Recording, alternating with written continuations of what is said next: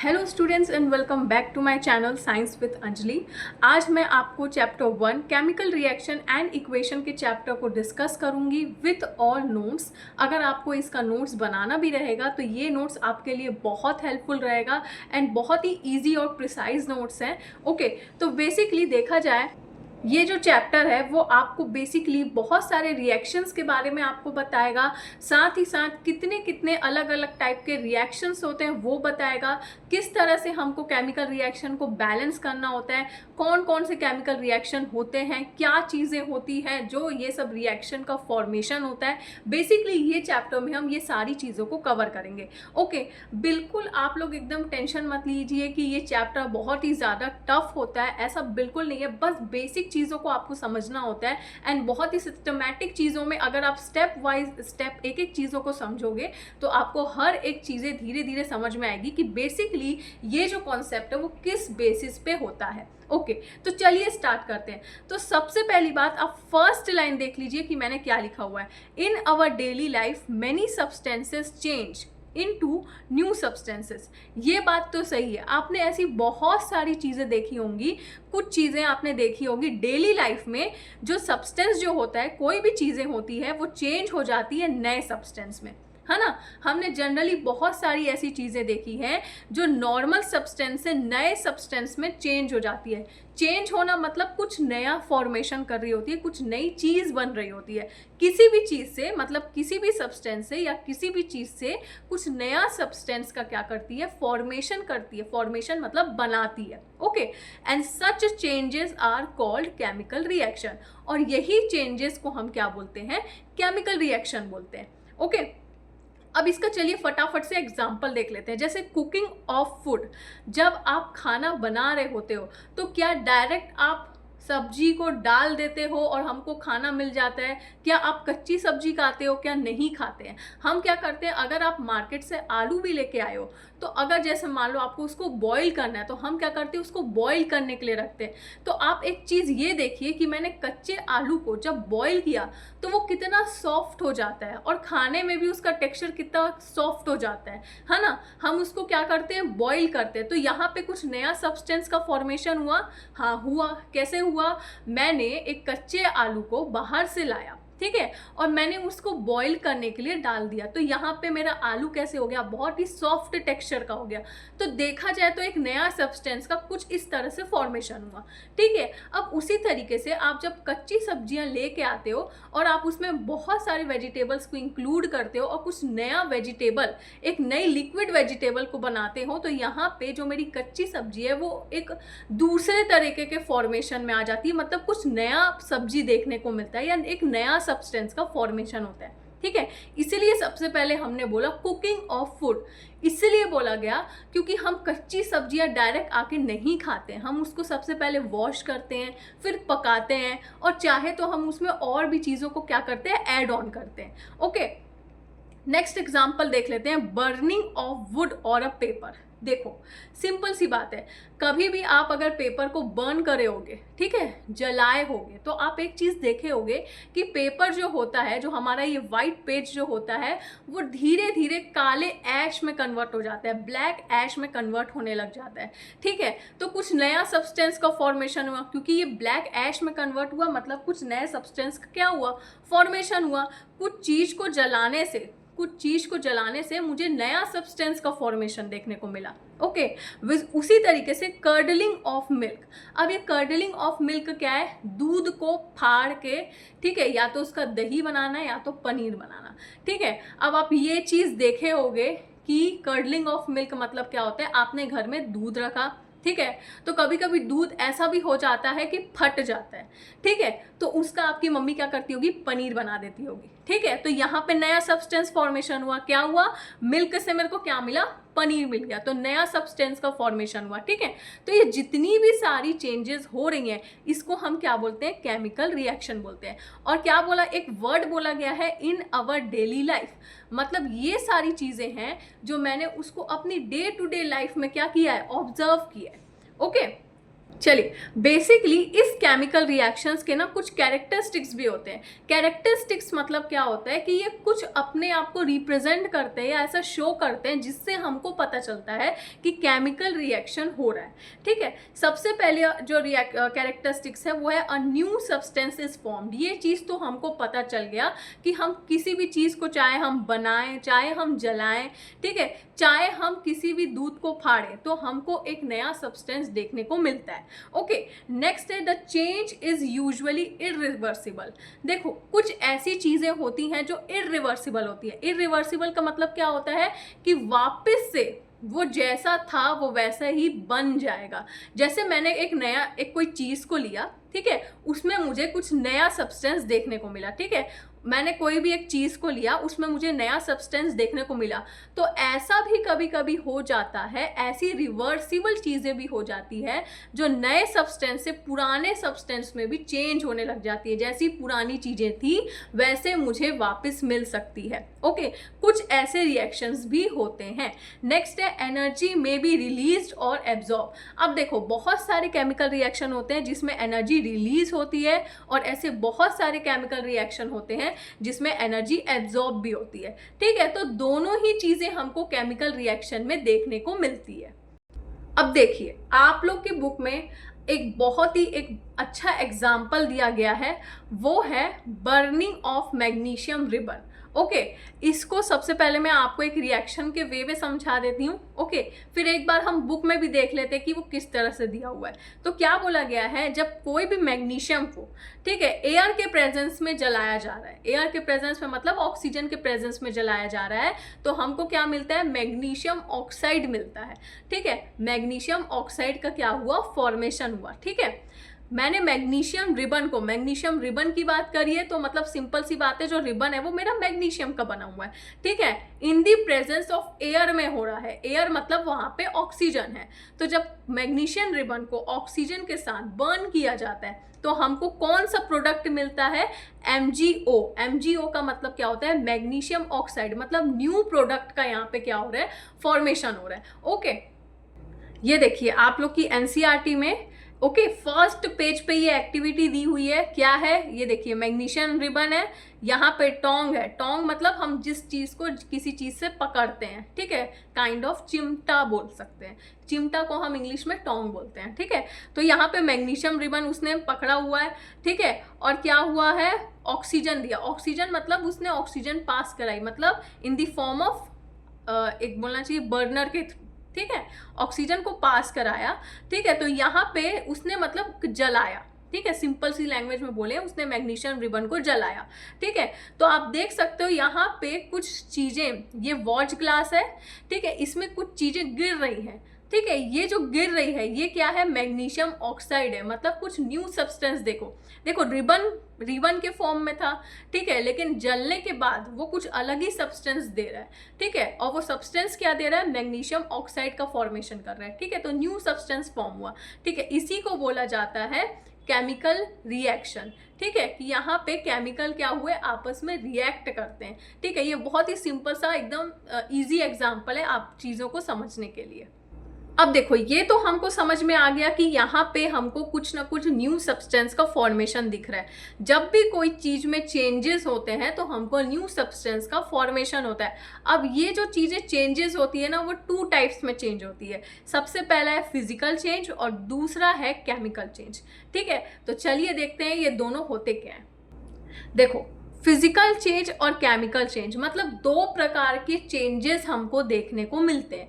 ठीक है, अगर हम कुछ भी चीज को रिएक्ट कराते हैं या कुछ भी चीजें का, कोई भी चीज का न्यू फॉर्मेशन होता है या न्यू सब्सटेंस का फॉर्मेशन होता है, तो वो भी 2 टाइप में डिवाइड रहता है। एक होता है फिजिकल चेंज और एक होता है केमिकल चेंज। ठीक है, तो सबसे पहले फिजिकल चेंज देख लेते हैं। फिजिकल चेंज क्या बोलता है, a physical change is a change in which the only physical properties of a substance changes. देखो क्या बोल रहा है कि फिजिकल चेंज जो है एक ऐसा चेंजेस होता है जिसमें सिर्फ उसकी फिजिकल प्रॉपर्टीज ही क्या होती है, चेंज करती है। फिजिकल प्रॉपर्टी ही चेंज होगी, सिर्फ फिजिकल प्रॉपर्टी चेंज होगी, ठीक है।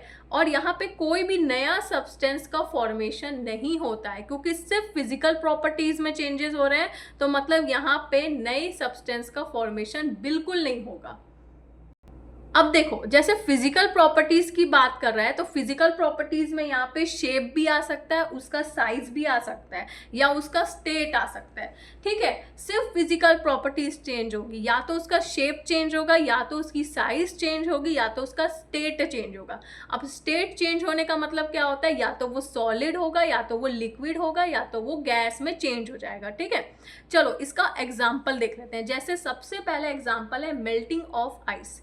अब देखो आप बर्फ को जमाते हो, और जिस तरह से जब बर्फ पिघल जाता है तो एक वाटर के फॉर्म में हमको देखने को मिलता है। मतलब मेरा बर्फ जो था वो पहले सॉलिड स्टेट में था, ठीक है। और अब क्या हुआ, जब वो पिघल गया तो वो कैसा हो गया, लिक्विड हो गया, वाटर के फॉर्म में हो गया, मतलब लिक्विड हो गया। तो हमको उसकी फिजिकल प्रॉपर्टी में चेंजेस देखने को मिला, कि मतलब मेरा बर्फ पहले सॉलिड स्टेट में था, और जैसे ही हमने उसको मेल्ट किया, या जैसे ही वो मेल्ट हुआ, वो लिक्विड स्टेट में क्या हो गया, चेंज हो गया। तो भाई हमारा डेफिनेशन भी यही बोलता है कि सिर्फ और सिर्फ फिजिकल प्रॉपर्टीज ही चेंज होती है। ओके, नेक्स्ट है बॉइलिंग ऑफ वाटर। अब देखो बॉइलिंग ऑफ वाटर की क्या बोल रहा है, कि पहले पानी जो था वो नॉर्मल रूम टेम्परेचर पे था, है ना। और मान लो नॉर्मल रूम टेम्परेचर आपका 29 डिग्री का हो सकता है, या 32 डिग्री का हो सकता है, आपके रूम टेम्परेचर के हिसाब से आपका पानी था। लेकिन मैंने क्या किया, उसको हीट प्रोवाइड किया। हीट प्रोवाइड किया मतलब मैंने उसको बॉईल किया। अब मैं जैसे ही उसको बॉईल करी, ठीक है, तो उसका टेम्परेचर बढ़ गया। अब उसका टेम्परेचर बढ़ा तो आप देखोगे कि जब भी आप बॉइलिंग वाटर पे उंगली गलती से भी डाल देते हो, तो आपको थोड़ा सा एकदम अचानक से गर्म लग जाएगा, है ना। बहुत जोर से गर्म लगता है। क्यों लगता है, क्योंकि उसके टेम्परेचर में चेंजेस आ गया, है ना। तो क्या बात करी गई है कि सिर्फ उसके फिजिकल प्रॉपर्टीज में ही चेंजेस आएंगे, है ना। क्या पानी मेरा उड़ा, क्या नहीं उड़ा, कुछ नहीं हुआ है, सिर्फ मैंने पानी को क्या किया है, थोड़ा सा बॉईल किया है, ठीक है। तो उसकी फिजिकल प्रॉपर्टीज में चेंजेस आए हैं। नेक्स्ट है ब्रेकिंग ऑफ ग्लास। अब ब्रेकिंग ऑफ ग्लास मतलब मान लो आपके पास कोई ग्लास है, कांच की चीज है, अगर आप उसको ब्रेक करते हो मतलब तोड़ते हो, ठीक है, तो कांच क्या हो जाता है, बिखर जाता है, टूट जाता है, ठीक है। तो सिर्फ उसकी फिजिकल प्रॉपर्टीज में ही चेंजेस आया। क्या वो पिघला, क्या मान लो मैंने आप कोई कांच का ग्लास लिए, गलती से आपके हाथ से टूट गया, तो जैसे ही वो टूटता है तो क्या वो पिघलता है, क्या बिल्कुल नहीं पिघलता है, वो तो नॉर्मल टूट जाता है ना। टूटना मतलब सिर्फ उसकी फिजिकल चीज़ों पे, मतलब जो वो जैसा था उसके सिर्फ फिजिकल चीज़ों में ही चेंजेस आए, उसकी केमिकल चीज़ों में बिल्कुल चेंजेस नहीं आए। मतलब उसका शेप और साइज जो होता है वो बिल्कुल टूट जाता है, बिखर जाता है, अलग अलग हो जाती हैं चीज़ें, है ना। तो हम ये नहीं बता पाते कि वो कौन से शेप का है या कौन से वो साइज का है। तो इसी का मतलब होता है फिजिकल चेंज, जिसमें सिर्फ और सिर्फ फिजिकल प्रॉपर्टीज ही क्या होती है, चेंज होती है। ओके, चलिए नेक्स्ट हम देखते हैं केमिकल प्रॉपर्टीज। अब केमिकल प्रॉपर्टीज का क्या डेफिनेशन है, a chemical change in which the one or more new substance with different properties are formed. अब इसमें क्या होता है, ये ऐसा केमिकल चेंज होता है जहाँ पे एक से ज़्यादा नए सब्सटेंस का क्या होता है, फॉर्मेशन होता है, ठीक है। और उनकी डिफरेंट प्रॉपर्टीज भी क्या होती है, फॉर्म होती है, मतलब बनती है। मतलब नया सब्सटेंस तो फॉर्म होता है और साथ ही साथ उनकी प्रॉपर्टीज में भी चेंजेस देखने को मिल जाते हैं, ठीक है। और यहाँ पे नए सब्सटेंस का फॉर्मेशन होता है, ठीक है। चलो सबसे पहला एग्जांपल देखते हैं, rusting of iron. Rusting of iron का मतलब क्या होता है, जब आयरन के ऊपर रस्ट लग जाता है, थोड़ा सा, मतलब आपको अगर सरल भाषा में बोलूं तो हमारा जो आयरन पीस जो रहता है वो जब खराब होने लग जाता है, उस पर रस्ट लग जाती है, ठीक है। तो रस्ट लगने के बाद क्या होता है, हम जैसा पहला आयरन रॉड लाए थे, आप कभी भी देखना जब आप एक आयरन रॉड को खरीद के लाते हो तो कितना अच्छा दिखता है, एक शाइनिंग पॉलिश उसमें रहती है, ठीक है। लेकिन अगर मान लो वो धीरे धीरे खराब होने लग जाता है, उसमें रस्ट लगने लग जाता है, तो वो कितना खराब दिखने लग जाता है, वो धीरे धीरे टूटने लग जाता है ना, उसकी एक एक लेयर निकलने लग जाती है।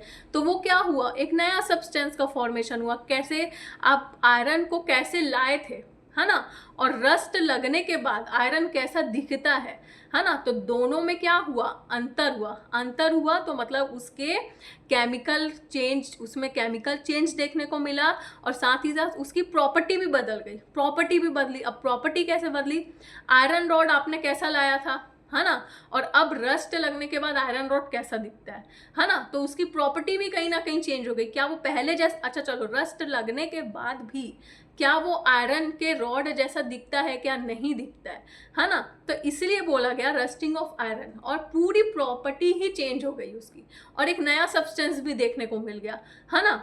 अब एक है कर्डलिंग ऑफ मिल्क, ये तो मैंने बता दिया, जब हम दूध को फाड़ते हैं तो जैसे हमको पनीर मिला तो नए सब्सटेंस का फॉर्मेशन हुआ। ओके, बर्निंग ऑफ पेपर या वुड, अगर हम किसी भी पेपर या वुड को जलाते हैं तो हमको एक नया सब्सटेंस, एक ऐश के रूप में हमको एक नई चीज़ देखने को मिलती है ना, तो ये भी क्या हुआ, केमिकल चेंज हुआ, ठीक है। और इसी में क्या होता है, केमिकल चेंज के कारण इनकी क्या होता है, नए सब्सटेंस का भी फॉर्मेशन होता है, एक से ज़्यादा सब्सटेंस का भी फॉर्मेशन होता है, और साथ ही साथ इनकी जो प्रॉपर्टी है, ठीक है, उसमें भी हमको कुछ ना कुछ चेंजेस देखने को मिलता है। इसी को बोला जाता है chemical change.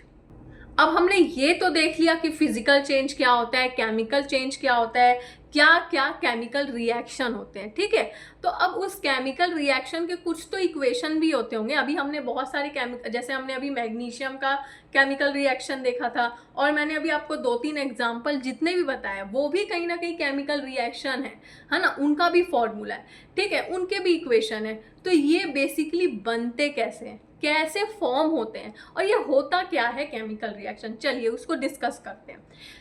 Chemical equation is the symbolic representation of a chemical reaction using the chemical symbol and formulas of the reactant and the product। देखो क्या बोल रहा है, केमिकल रिएक्शन एक ऐसा सिंबॉलिक रिप्रेजेंटेशन है। अब सबसे पहली बात तो सिंबॉलिक क्यों बोल रहा है, क्योंकि हर एक एलिमेंट को या हर एक चीज़ को हमने एक सिंबल से रिप्रेजेंट कर दिया है, ठीक है। जैसे वाटर को हमने H2O से रिप्रेजेंट कर दिया, इसका ये सिंबल हो गया, ठीक है।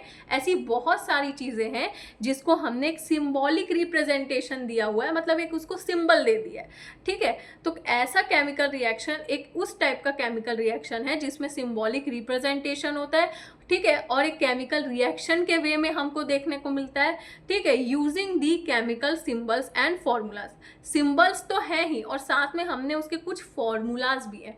अब फॉर्मूला को क्यों बोल रहा है, क्योंकि देखो जब आप मैथ्स की किसी चीज़ को सॉल्व करने की कोशिश करते हो तो आप क्या करते हो, उसमें एक फॉर्मूला लगाते हो, तो उससे क्या होता है, फॉर्मूला लगाने से हमारा जो इक्वेशन है या जो आपका डेरिवेशन है वो इजी हो जाता है, या कुछ चीज़ें इजीली सॉल्व हो जाती हैं, ठीक है। वैसे ही यहाँ पे भी हमको कुछ ट्रिक्स एंड फॉर्मूलोज को लगाना रहता है, ठीक है। उससे क्या होता है कि हमारा केमिकल इक्वेशन का फॉर्मेशन होता है, ठीक है। लेकिन अब ये जो फॉर्मूला है वो किस फॉर्म में रहता है, तो यहाँ पे एज हम साइंस पढ़ रहे हैं तो ये रिएक्टेंट एंड प्रोडक्ट के फॉर्म में रहता है, ठीक है, रिएक्टेंट एंड प्रोडक्ट के फॉर्म में रहेगा। अब किस तरह से रहेगा, देखो यहाँ पे देखो, एकदम पहले ध्यान से देखो कि ये बोल क्या रहा है या यहाँ पे हो क्या रहा है, ठीक है। यहाँ पे हाइड्रोजन है, H मतलब हाइड्रोजन, है ना। मेरे को अभी सिर्फ हाइड्रोजन दिख रहा है, अभी सिर्फ हम हाइड्रोजन पे फोकस कर रहे हैं, ठीक है, मतलब हम सिर्फ सिंबल और फॉर्मूला पे फोकस कर रहे हैं। और यहाँ पे ऑक्सीजन है, ठीक है। अब यहाँ पे कुछ तो हुआ तो मेरे को कुछ बना, यहाँ पे कुछ तो हुआ तो मुझे ये कुछ बनते हुए दिखा, है ना, कुछ तो नया बना। मैंने ये दोनों को मिलाया तो मेरे को एक नया कुछ तो मिला, ठीक है। अब ये मिला कैसे, तो यहाँ पे कितने हाइड्रोजन है हमारे पास, 2 नहीं बोलोगे, 4 हाइड्रोजन है, ठीक है, 1 2 3 4 हाइड्रोजन है। और ऑक्सीजन कितने हैं हमारे पास, 2 ऑक्सीजन है, ठीक है। अब इसको करना रहता है हमको बैलेंस। अब सबसे पहली बात तो केमिकल इक्वेशन बनाते हैं, 2H2 4 हाइड्रोजन 2 ऑक्सीजन मिलके 2H2O बनाया, ठीक है। अब कैसे बना, देखो मेरे पास 2 हाइड्रोजन है, देखो सब ये वाले इसको छोड़ दो, ठीक है, इसको अभी स्किप करो, जो मेन समझाना चाह रही हूँ उसको समझो।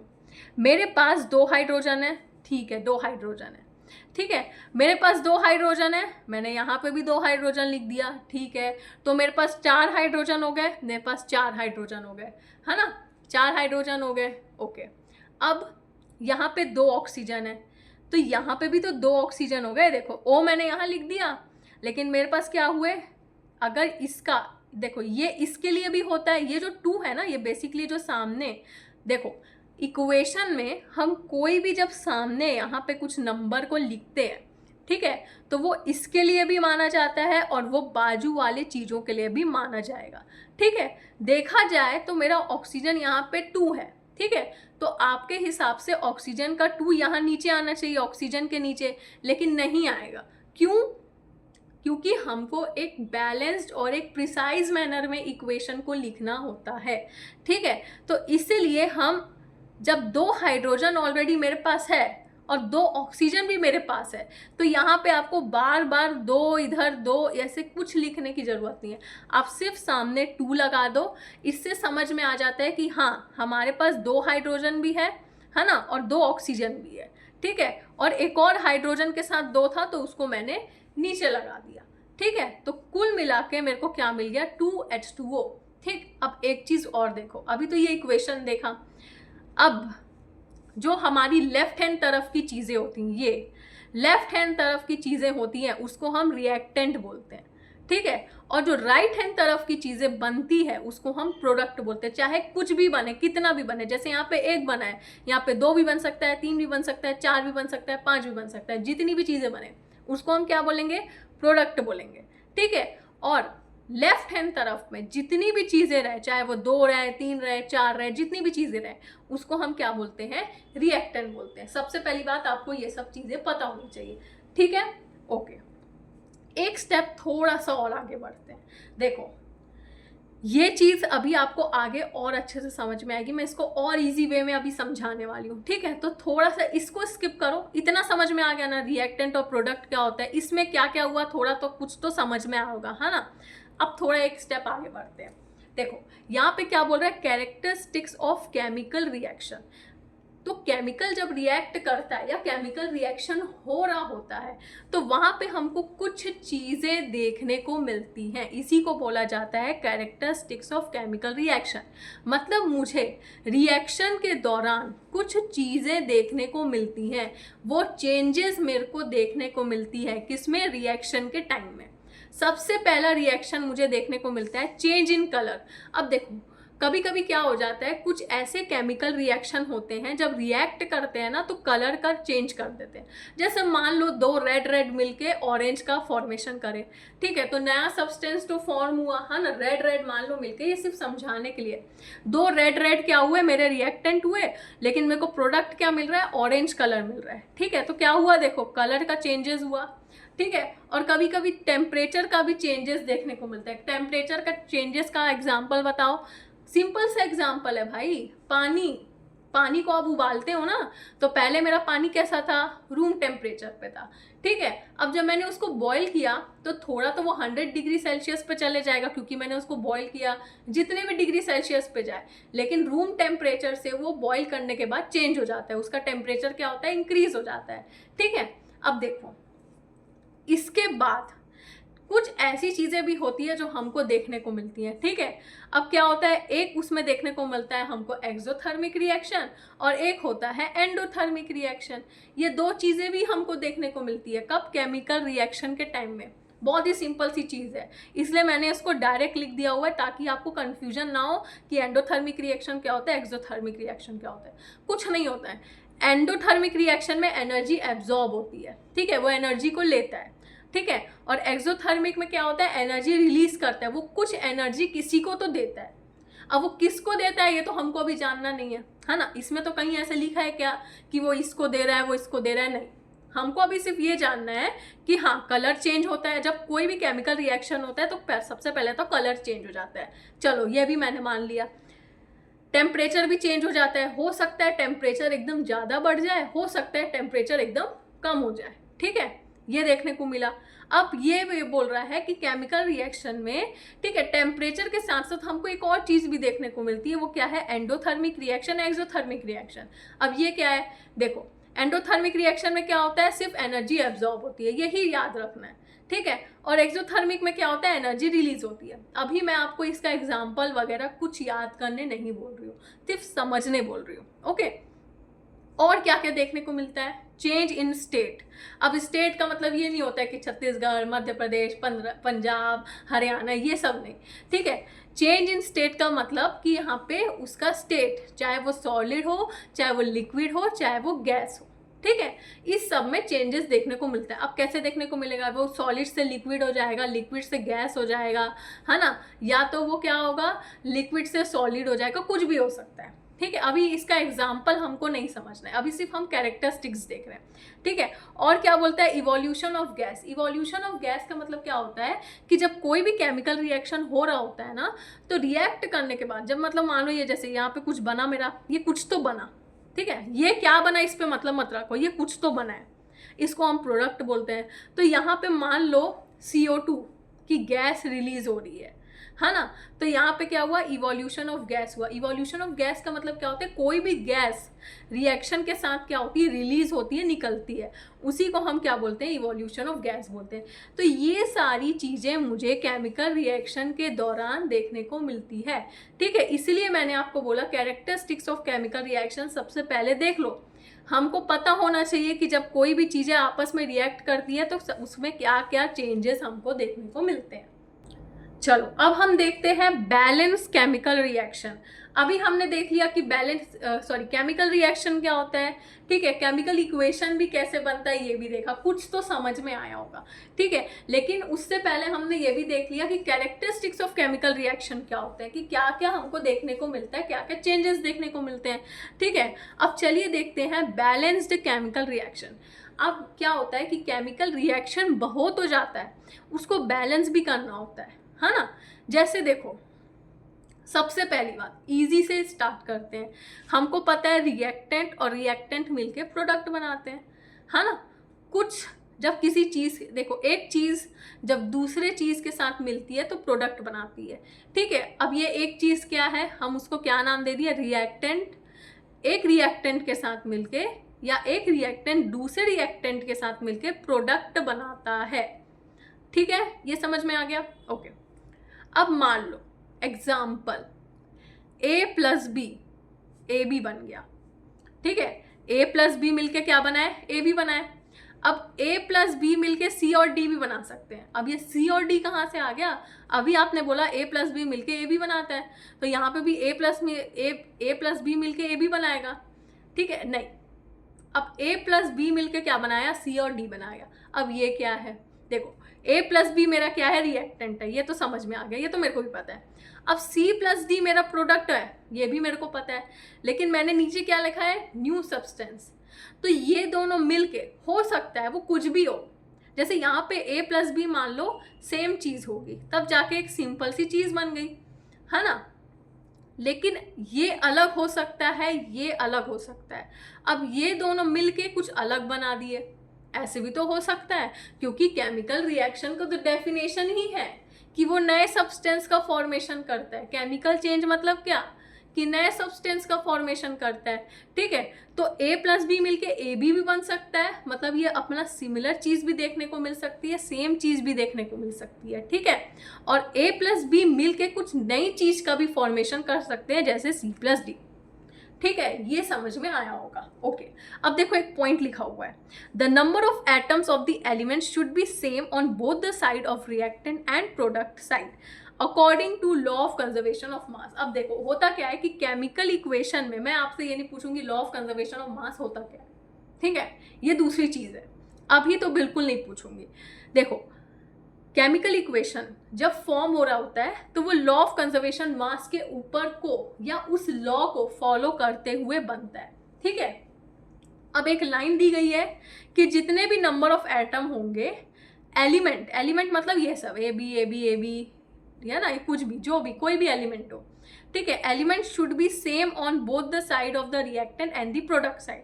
अब क्या बोल रहा है, जो मेरा रिएक्टेंट है और प्रोडक्ट है वो दोनों साइड मतलब लेफ्ट साइड भी और राइट साइड भी दोनों बराबर होना चाहिए, ये बोल रहा है, ठीक है। अब बराबर कैसे होना चाहिए, देखो ये बराबर, ये कितना है, सिंगल ए है ना, और ये क्या है, ये भी सिंगल बी है, तो ये सिंपल ए बी बना दिया, ठीक है। अब देखो मैंने एक रिएक्शन लिखा हुआ है, यही का मैंने एक थोड़ा सा एडवांस में रिएक्शन लिख दिया।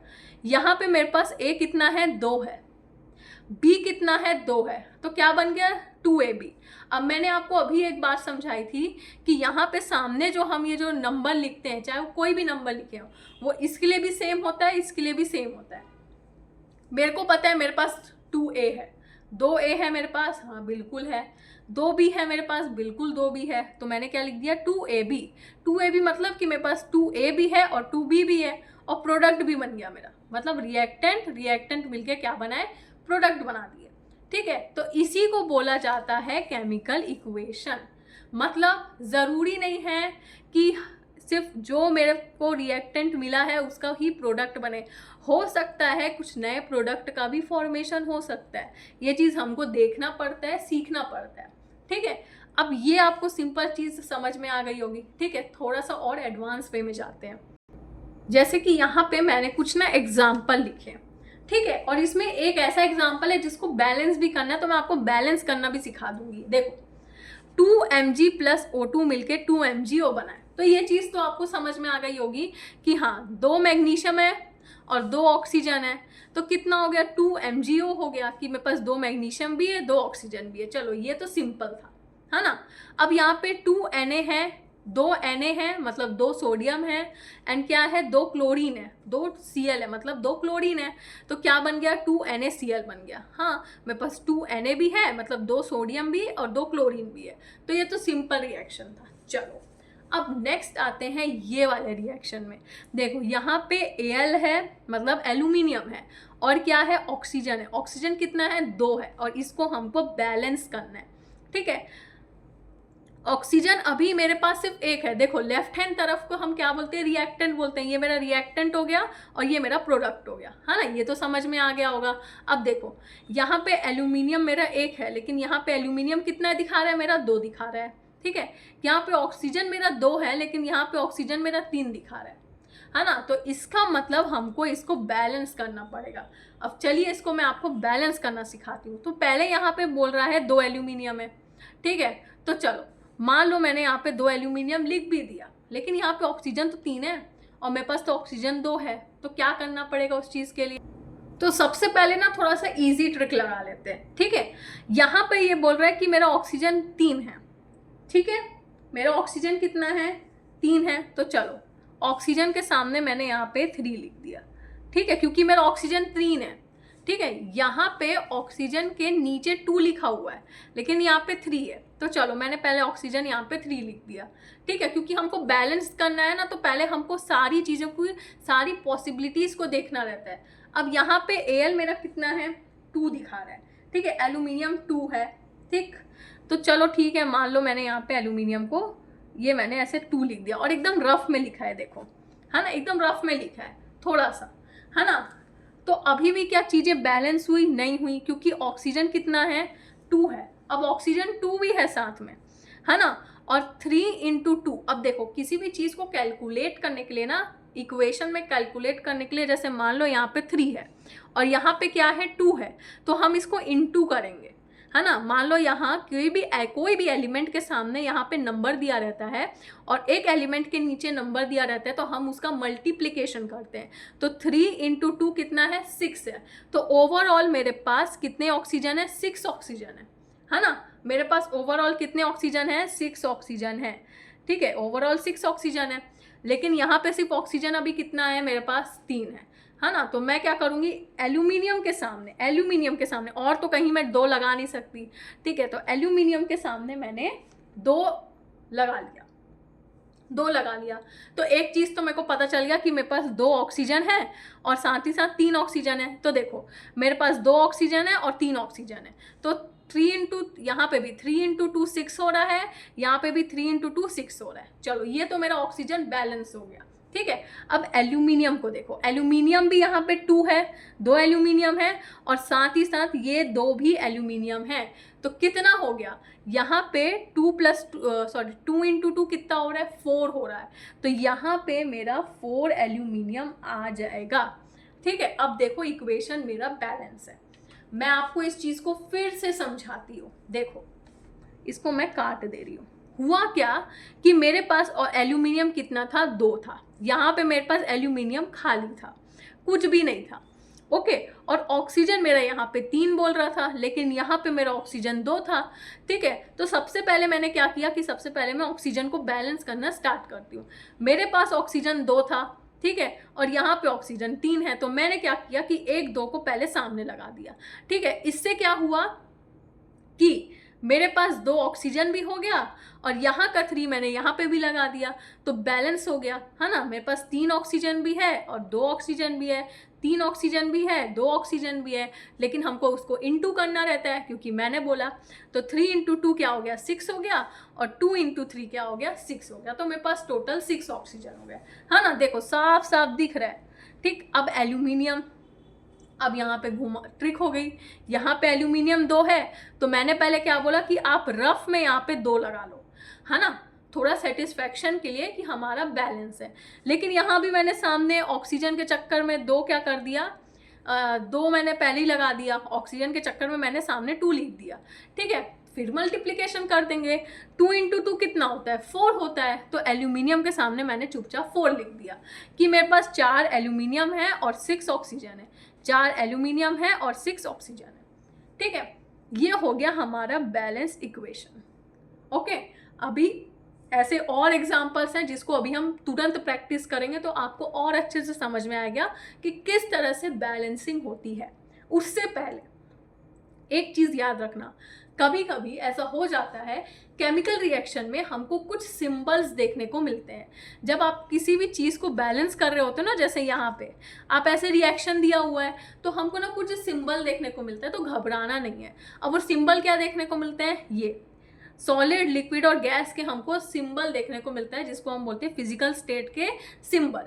ठीक है, तो सॉलिड को हम लोग स्मॉल एस से रिप्रेजेंट करते हैं, ये आपको कभी कभी केमिकल इक्वेशन में देखने को मिल सकता है, इक्वेशंस में देखने को मिलेगा। लिक्विड को हम स्मॉल एल से डिनोट करते हैं और गैस को हम स्मॉल जी से डिनोट करते हैं। ठीक है, और इनको कुछ चेंज नहीं करना होता है, कुछ चेंज नहीं करना रहेगा आपको, तो बिल्कुल चेंज नहीं करना है। ठीक है, ये सिर्फ दिया रहेगा तो इसको घबराना नहीं है कि क्या इसको क्या करना है करके, बिल्कुल नहीं घबराना है, हमको सिर्फ इनसे मतलब रखना है, इनसे कोई मतलब नहीं रखना है। ठीक है, अब ये है बैलेंस डी रिएक्शन। अब ये चीज मैंने आपको प्रैक्टिस के लिए दिखाया है, बताया है। ठीक है, तो चलिए फटाफट से स्टार्ट कर लेते हैं।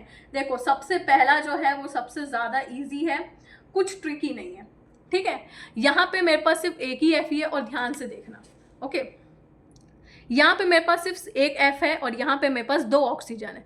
ठीक है, लेकिन यहाँ पे मेरे पास F2 है और यहाँ पे मेरे पास 3 ऑक्सीजन है। तो चलिए सबसे पहले ऑक्सीजन को बनाना स्टार्ट करते हैं। ठीक है, तो यहाँ पे मेरे पास क्या है, 3 ऑक्सीजन है, तो मैंने यहाँ पे 3 लगा दिया। लेकिन यहाँ पे 2 ऑक्सीजन भी है, तो हम क्या करेंगे, 2 को सामने लगा देंगे, है ना।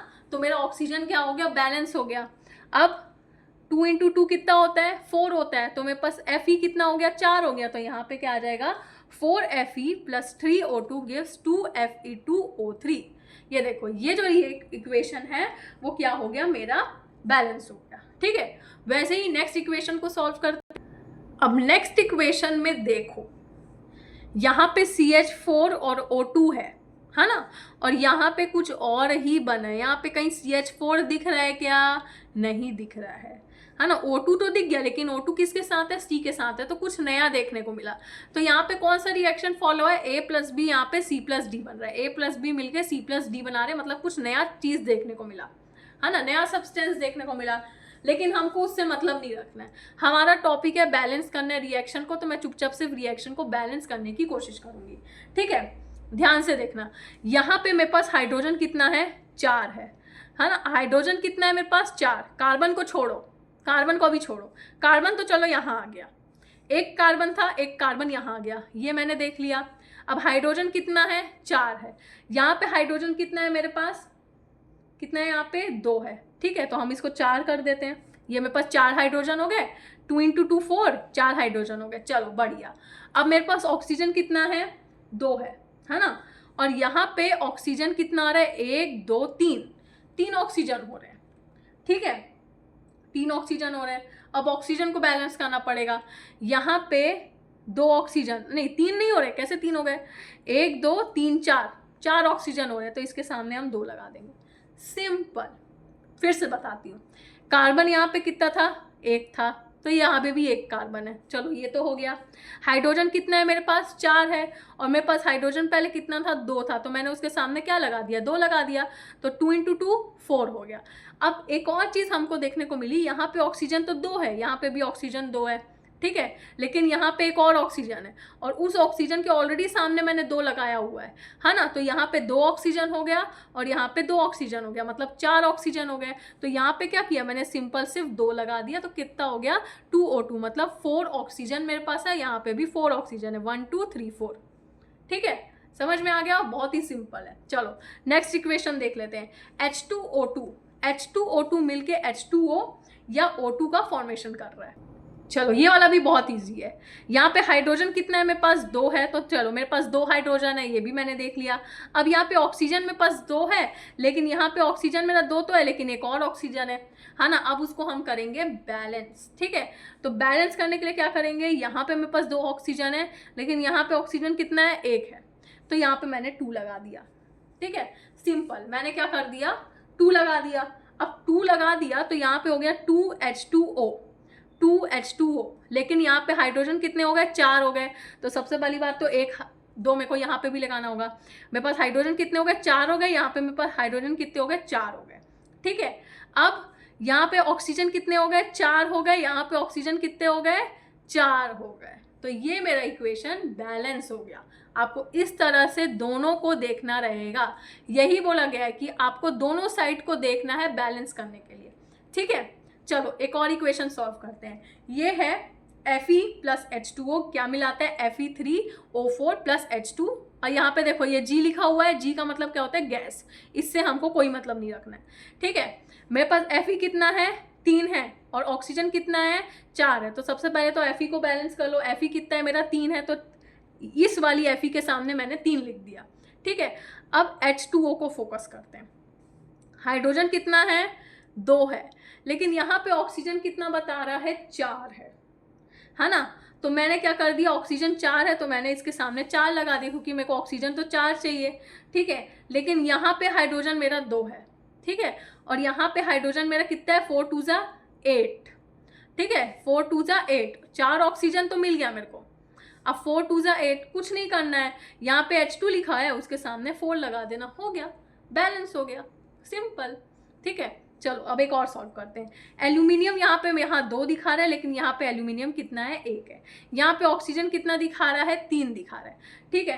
कुछ नहीं करना है, करना क्या है, अब इसको सबसे पहले हमको बैलेंस करना रहेगा।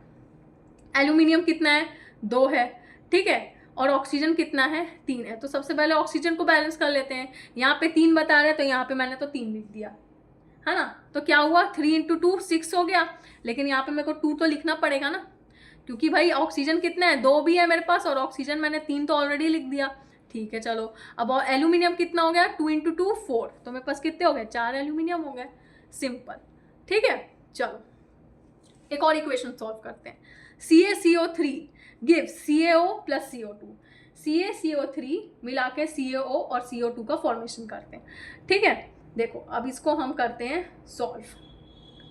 इसमें अब आपको थोड़ा सा दिमाग लगाना पड़ेगा।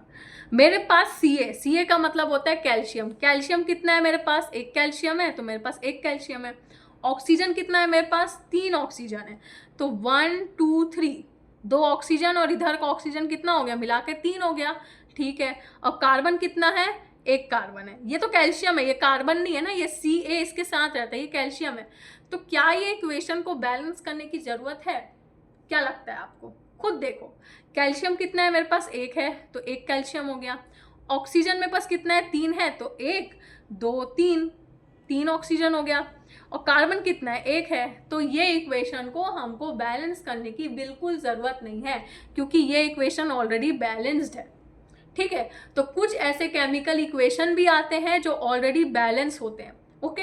एंड रेस्ट आप इसको सॉल्व करके ज़रूर प्रैक्टिस करिए, ओके। ये आप लोग के लिए, आप इसको प्रैक्टिस करिए, आप जितना प्रैक्टिस करोगे, ओके, उतना आपके लिए इजी होगा, ओके, तो that's all for today. I hope आपको ये वीडियो अच्छे से समझ में आई होगी। स्टिल अगर कोई डाउट है तो कमेंट सेक्शन में बताना, एंड कौन से टॉपिक से रिलेटेड आपको डाउट है या कौन सी वीडियो चाहिए कमेंट करके ज़रूर बताना। ज़्यादा से ज़्यादा मेरी वीडियोस को शेयर कर दिए, लाइक करिए एंड सब्सक्राइब करिए मेरे चैनल को, and wait for the next video. Till then bye bye.